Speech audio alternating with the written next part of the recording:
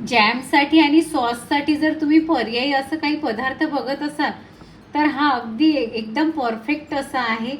यामध्ये आपण ज्या मसाल्याचा उपयोग केलेला आहे त्याने भन्नाट चव येते या साखर आंब्याला.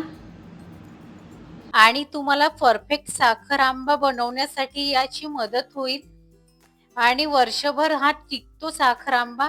साखर आंब्याची रेसिपी तुम्हाला जरी ही नॉर्मल अशी साधी वाटत असेल, परंतु या रेसिपी मध्ये भरपूर अशा टिप्स आहेत. तर येथे मी साखर आंबा बनवण्यासाठी कैऱ्या घेतल्या, 3 कैऱ्या घेतल्या. वजनी पाहायचं झालं तर जवळजवळ अर्धा किलो कैऱ्या आहेत ह्या, आणि 3 घेतल्या आणि चांगल्या अशा कडक पाहून घ्यायच्या. पिलरच्या मदतीने आपल्याला या कैरीच्या वरील जो सालीचा भाग आहे तो काढून घ्यायचा आहे. तुम्हाला जर सालीसकट असा साखर आंबा बनवायचा असेल तर तुम्ही सालीसकट सुद्धा बनवू शकता, परंतु मी याच्यावरील जो जेवढाही सालीचा भाग आहे तो सर्व असा काढून घेत आहे. कैरी आता आपली चांगली अशी सोलून झालेली, यावरील भाग सालीचा काढून झालेला आहे. आता कैरी आपल्याला किसून घ्यायची आहे. तर कैरी आपल्याला किसताना अशी लांबसर किसून घ्यायची आहे. जर तुम्ही अशी किसली तर छोटे असे पडतील, कैरीचे असे जे खिस आहे तो छोटा पडेल, आणि अशी जर किसली तुम्ही अशी तर याचा लांबसर असा खिस पडेल. लांबसर खिस असला तर जेव्हा आपण हा साखर आंबा खातो ना तेव्हा दाताखाली हा खिस आल्यानंतर खूप मजा येते खायला. तर मी अशा पद्धतीने सर्व असे आंबे किसून घेते.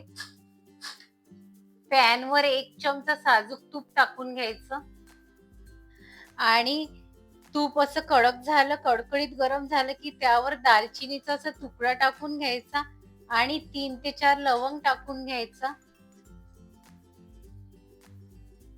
विलायची दाणे आहेत, विलायची अशी बारीक करून घ्यायची नाही, पूड करून घ्यायची नाही आहे. त्याचे दाणे असे 3 ते 4 विलायचीचे दाणे काढून घेतलेले आहेत ते टाकून घ्यायचे आणि लगेचच आपल्याला जो खीस आहे तो टाकून घ्यायचा.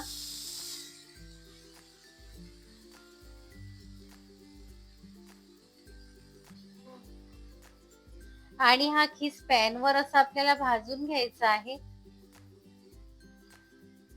साधारण आकाराचे मी 3 कैऱ्या घेतल्या होत्या. वजनी पाहायचं झालं तर अर्धा किलो होत्या. त्याचा जवळजवळ 2 वाटी असा किस पडलेला आहे. आता हा किस आपल्याला तुपावर 3 ते 4 मिनिट असा परतून घ्यायचा आहे. आधी 3 ते 4 मिनिट चांगला असा आंबा असा परतून झाल्यानंतर आपण 2 वाटी हा आंब्याचा खीस घेतला होता, तर आपण 1 वाटी यामध्ये साखर टाकून घ्यायची आपल्याला.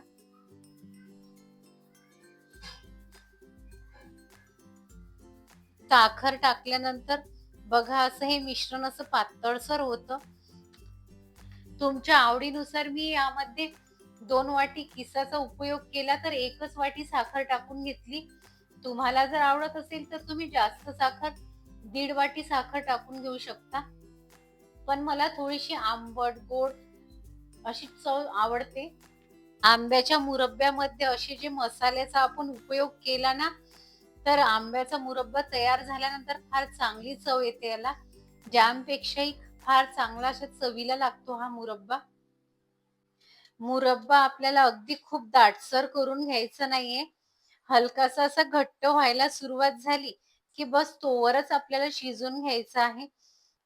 जवळजवळ एक 10 ते 15 मिनिट आपल्याला शिजून घ्यायचा आहे मुरब्बा हा. मुरब्बा शिजता शिजता एक 7 ते 8 मिनिट झाल्यानंतर आपल्याला केसरच्या पाकळ्या टाकून घ्यायचा आहे. केसरच्या पाकळ्या टाकल्याने ना याला रंगही छान येईल आणि चवही छान येते या मुरब्ब्यामध्ये. साखर आंबा शिजता शिजता एक 12 मिनिट झालेले आहे. तर कसं ओळखायचं साखर आंबा शिजलेला आहे? साखर आंब्याला एक वेगळीच चकाकी दिसते आणि याला चकाकी दिसत आहे. मला अगदी खूप असा दाटसर बनवून घ्यायचा नाही, खूप घट्टसर करून घ्यायचा नाही साखर आंबा. तुम्हाला जर आवडत असेल तर तुम्ही खूप घट्टसर करून घेऊ शकता.